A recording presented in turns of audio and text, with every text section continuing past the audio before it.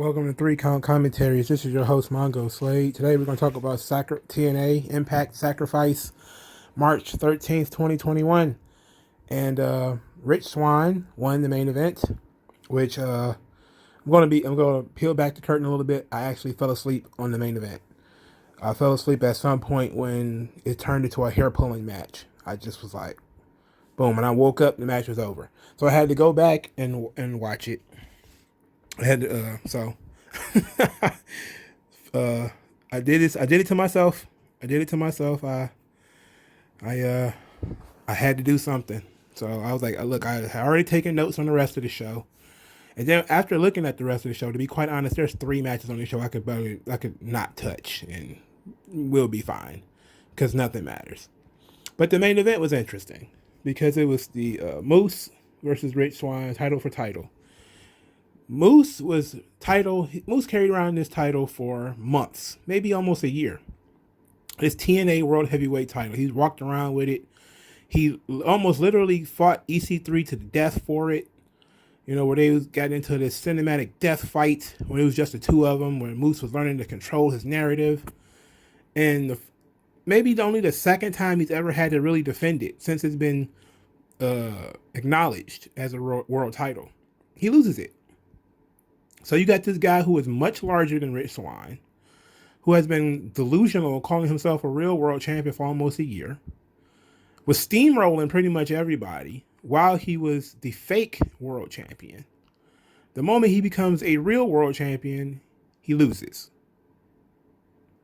Now, that's the story. You know, that's the story, is that Rich Swann is a real champion, a guy who, you know, struggled, fought, scratched, climbed the mountain, won the big one at, I believe it was Bound for Glory. And while not being presented always as a real world champion, while not looking bulletproof like Moose had been looking, was the real world's champion. And in this situation, Moose had an opportunity to really prove that he really was a world champion. But instead, Moose proved why he is not world championship material. That he's petty, he's vindictive, he's more focused towards humiliating and inflicting punishment than actually being effective. I think that is a pretty decent story. I still don't like the finish. I don't like the finish at all, but I think that's a pretty decent story. That, you know, you're showing the juxtaposition of these two guys, where Moose is the traditional world champion that wrestling has always had, a big dude, muscly. He wears suits. He has that one Van Halen ass earring, or should I say Axl Rose, or is that Guns N' Roses? That kind of stuff. He's a traditional pro wrestling world champion. Rich Swann is not. And what they're trying to say is, you know, through metaphor in a way, is that guys like Moose was never really the world champions anyway. They were never really world champion. The world champion is the guy who works hard, the guy who busts his ass, the guy who puts forth the effort. Okay, not bad, not bad at all. Now, to hit some of the spots in this match, they did a lot of stuff after I fell asleep. They did nothing when I was awake. They was doing nothing but, you know, Moose was pulling his hair. And I was just like, oh my God. And when I woke up, the black screen was staring at me. So I had to go back and watch maybe the last 10 minutes of the match. So during my nap, what was taking place was there was a step-up cutter by Moose that was reversed into a handspring cutter by Rich Swann. Obviously, choreographed as hell because it takes crackerjack timing to do it. So Moose jumps up to the top rope, a lot like Kurt Angle. He's going to jump from the top rope to do a cutter onto Rich Swann, who is not on the top rope, by the way. Rich Swann is on the ground. Why would you jump off the top rope to land on your own back? I don't see how that would make your cutter, your RKO, your diamond cutter or whatever, more forceful. It's just supposed to look good, I guess. Anyway, the lethal injection, Rich Swann uses the lethal injection to counter that. There was a fall away slam from the top rope, which Moose uses. He picks him up and just kind of does a moonsault from the top rope in the fall away slam position, which was pretty sweet. Moose is frustrated because he can't beat Rich Swann, so he charges at Rich Swann. He misses in one corner. Rich Swann kind of goes to another corner. Here comes Moose again, charging. Boom, he moves again. Moose hits that corner, that turnbuckle. Moose charges a third time. Rich Swann moves, and Moose had set up a chair in the turnbuckle before, maybe a couple of minutes before, and he charged and he hit the chair. So he rammed his head into a chair, and then Rich Swann hit him with a crucifix pin and pinned him. That's the finish. A non-decisive, almost fluky-like finish. That was flat as fuck. I mean, look, I'm okay with the. I knew Rich Swann was gonna win, so I wasn't really all that upset about that. But I could have. I get that they didn't want to just murder Moose, right? They don't want to just murder him, and him just flatly getting beaten by this guy, maybe by getting beat by the finish splash or something like that, maybe would have killed Moose. But this doesn't make him look that much better, because we always joke in the internet wrestling community about these guys who hit 400 Canadian destroyers and then lose to a small package. But that's almost exactly what happened here. You had these guys hitting each other with everything, and what ends up being the coup de grace is a crucifix, a regular ass wrestling hold. So it's going to be Rich Swann versus Kenny Omega, which is exactly what I thought it was going to be.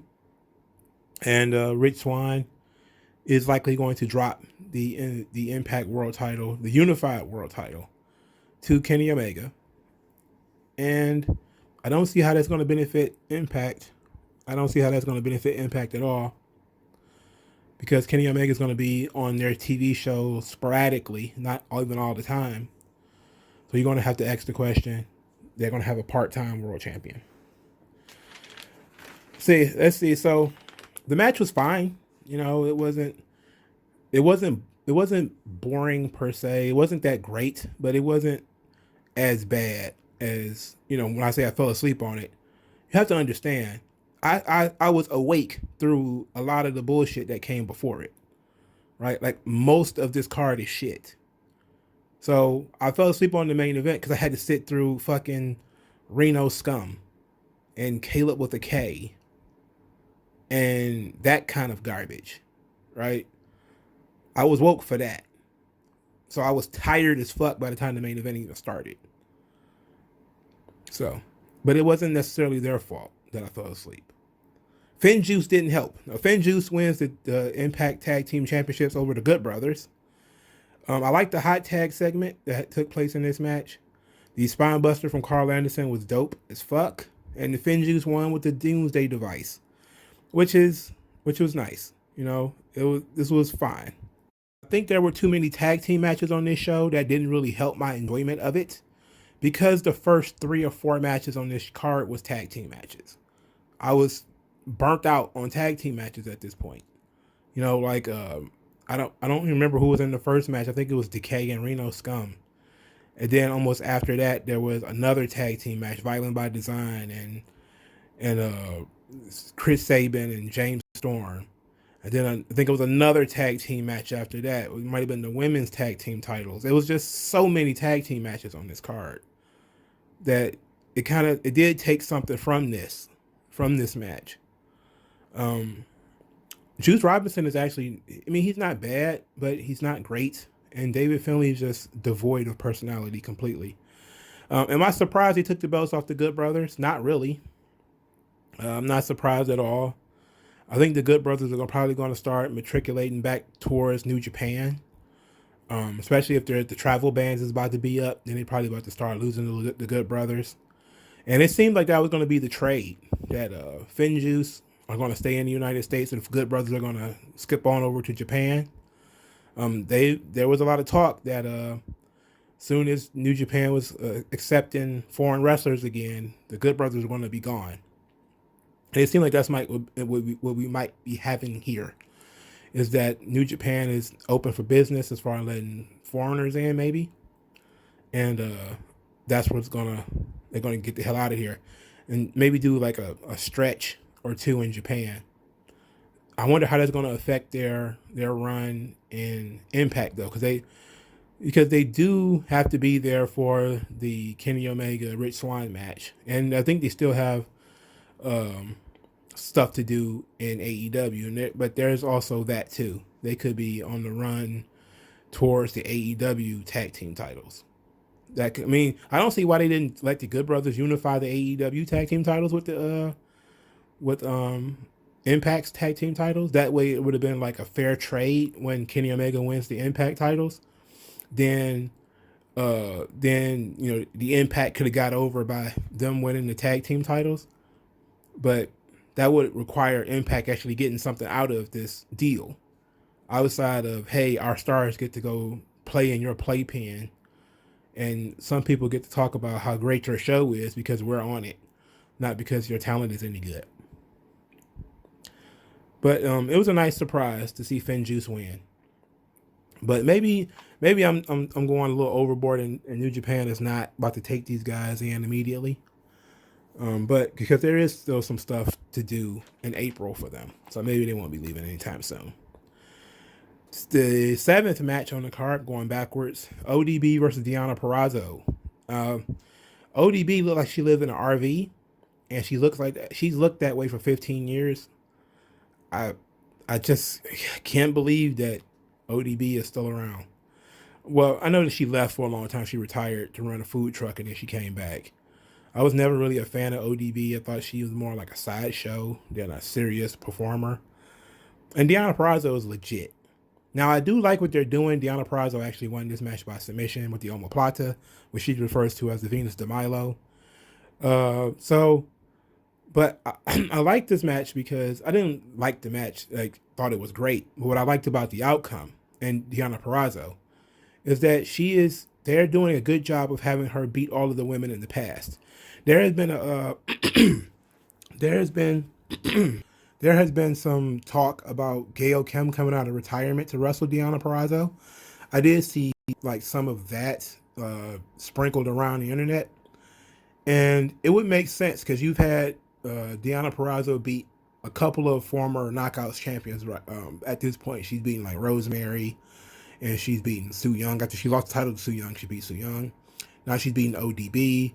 Maybe if there are some other women that are still capable of performing, and bringing them in just to feed them to Deonna Purrazzo, where she's beating like the new generation and the older generation to prove that she's the greatest of all time. She's beating like all of the older knockouts. She's already beaten a couple already. And then they're running out of opponents for her, if we're being honest.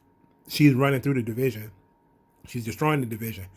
So maybe if you want to do something special for Deonna Purrazzo, you would, bring back some people who, somebody who's spry enough, I guess that Gail Kim would be one of them, to be able to have a match with her and make it competitive.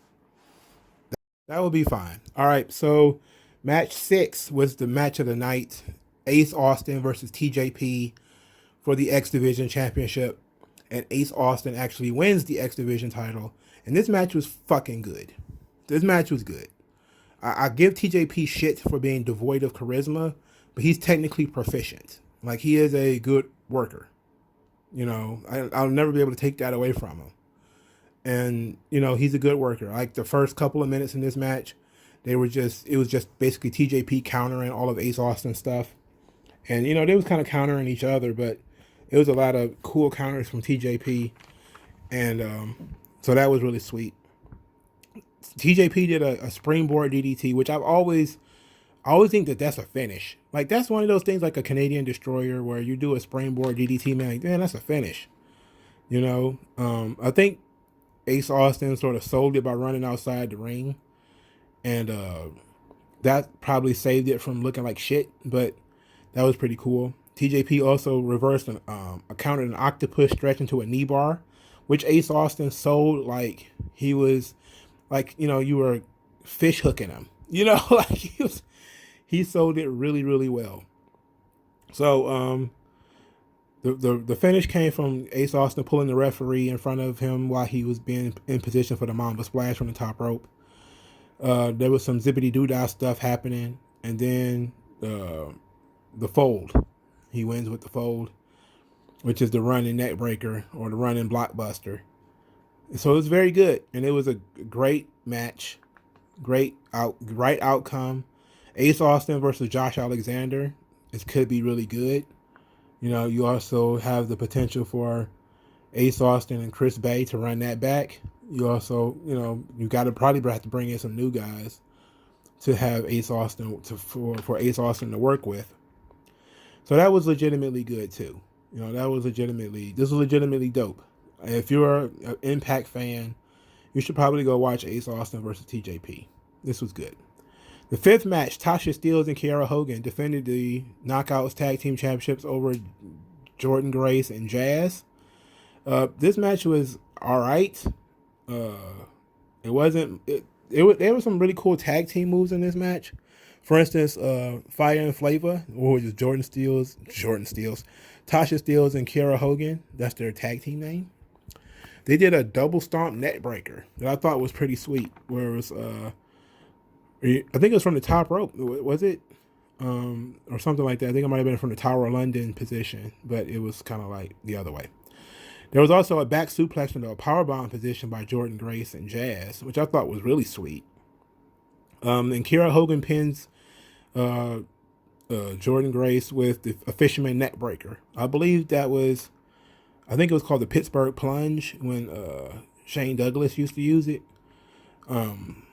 I think Saturn used to also use it. It's a fisherman neck breaker, like a perfect plex into a neck breaker. So it was pretty sweet. So that was not bad. It wasn't great because Jazz is limited due to her age, but it wasn't bad.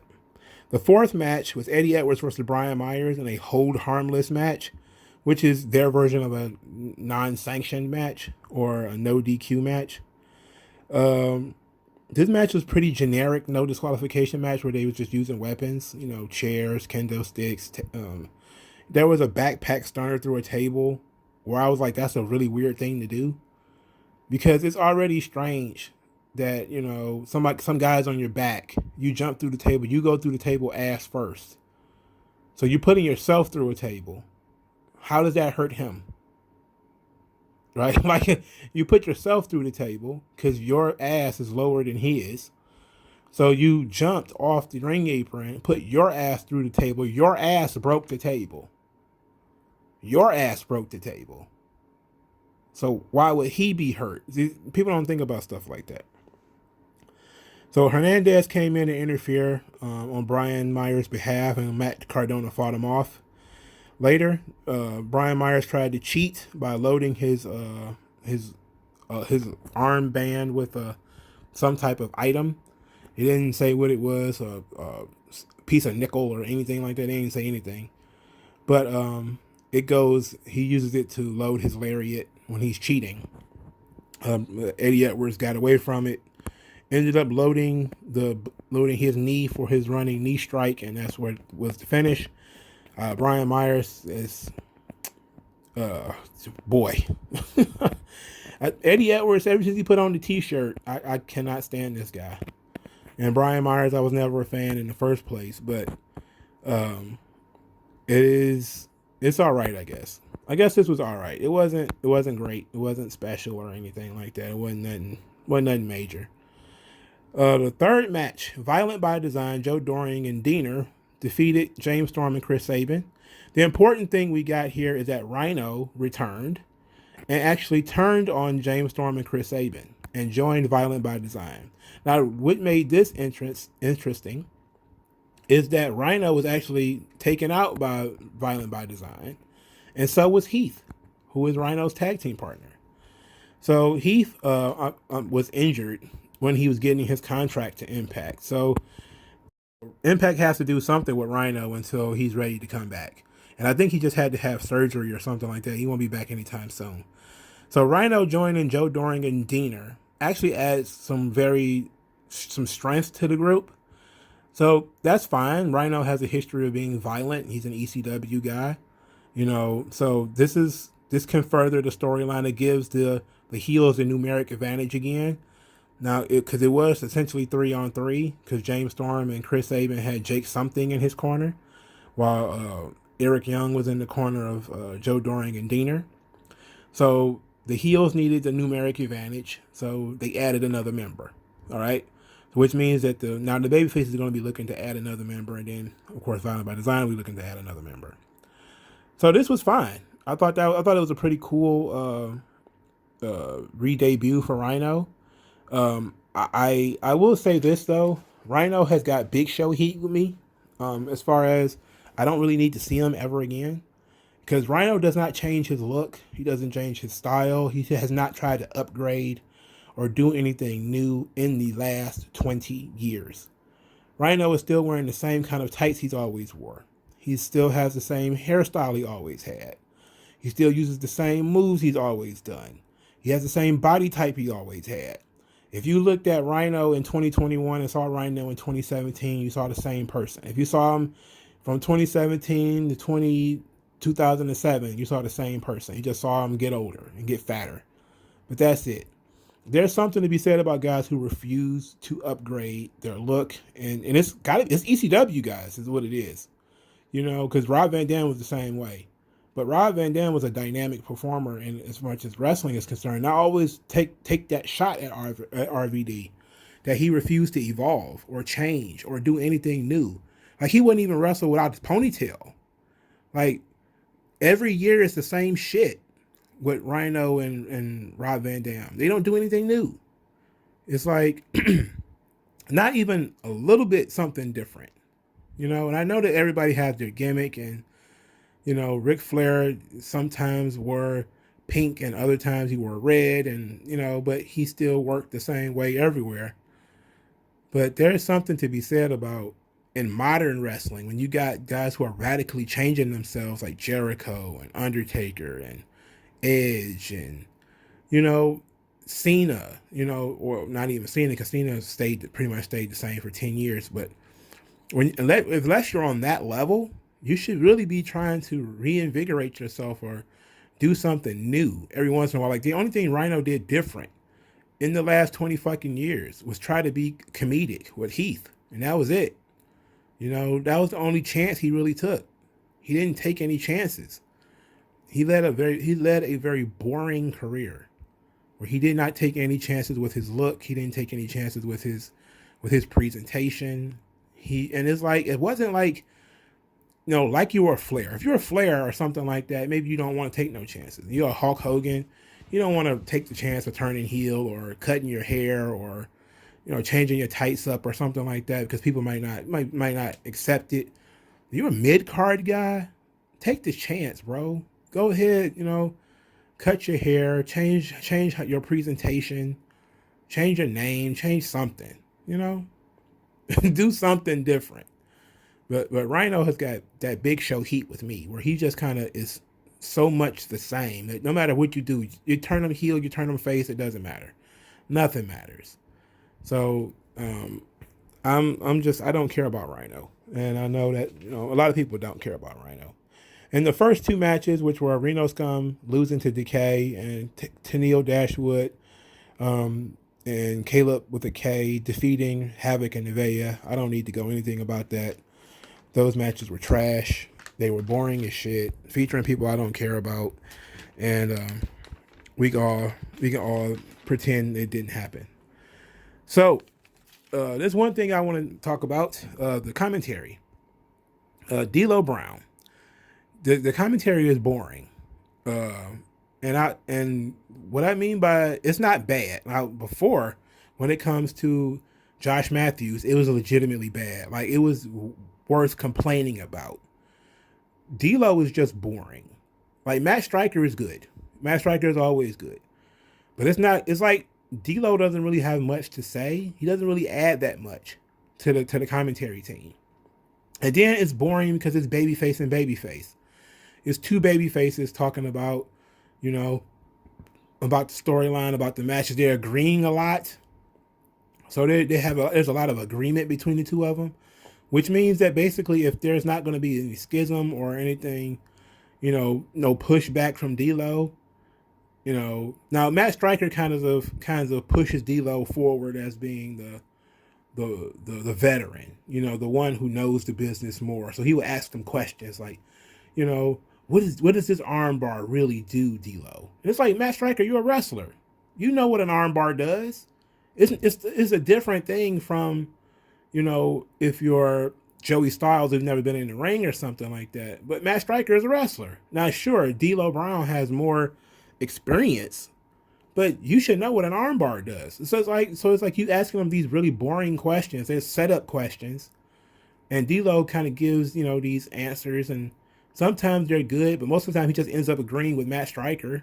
So Matt Striker is like, the armbar, it just weakens the joints. I mean, look at that. Look at the wrist. Look at how it's bent. It's not meant to bend like that. You're right, Matt. It's not meant to bend that way. Oh, it looks like it's bending. Oh, it's like, come on, bro. We get it. This commentary is boring. I would rather it be what it is now rather than Josh Matthews. But D'Lo needs to heal it up some. Or he needs to disagree with Matt Striker. He needs to have some disagreements. It just feels like there are two guys watching a golf tournament. And that's not fun. They even talk softly sometimes, like they're at the PGA or something. Rich Swann he's looking intense. I mean, look at him. He's really intense. Oh, he's in the zone now. Don't you think so, D'Lo? Oh yeah, he's in the zone. He's in that zone that the wrestlers get in when they're in a big match. They're in a big match zone. Yeah, Matt. They're like, come on, man. Get the fuck out of here with this. It's boring. It's a boring presentation.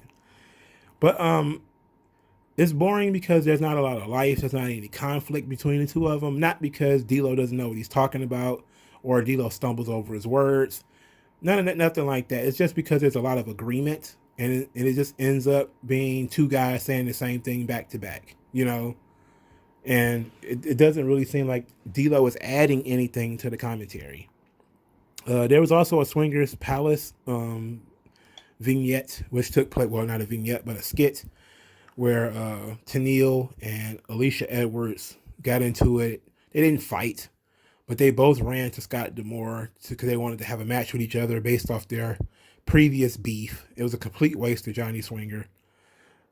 They need to be doing something better with Johnny Swinger, man. But overall, the show picks up after the second match. The Violent by Design match was blah, but the big turn with Rhino was fine.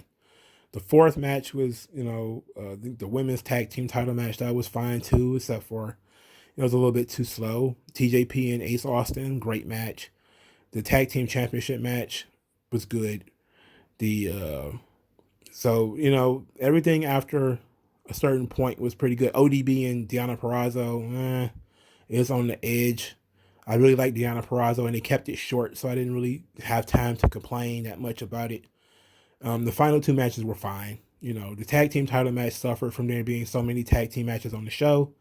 And the main event suffered from the show being so long, of having too many people on the show. If those first two matches had not happened, I probably would have been in a much better mood when I watched the main event. Even, I might have even been awake when I got to watch it. But the crucifix pin was devastating because I was like, oh my God, they really had Moose lose to a crucifix after all this stuff that he's been hit with. He's been hit with everything. He loses to a crucifix. That's just so indie. But that's the situation we put ourselves in. All right, so everybody can start pretending that they watch Impact now, because Kenny Omega is about to be back if I start building the Rich Swann Kenny Omega story. So we're probably going to have some increased interest in the Impact brand, which ought to be fine, I guess. I ain't got nothing against the Impact brand other than the fact that, it's lifeless as fuck. Even with the piped in sound, it's not the best.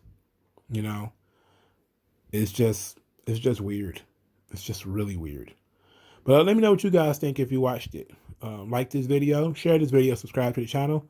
If you like the channel, give it a thumbs up. If you like what I do, send cash via the Cash App, which will be in the comment section below. You could send an email if you want to ask me questions or anything like that at Mr. Slade, MRSLADE 84 at gmail.com. You want to follow me on Twitter? Follow me at Mongo Slade, one word, 8, the number 8, on Twitter. And thank you guys for your time. And I'll talk to you guys later, man. Peace.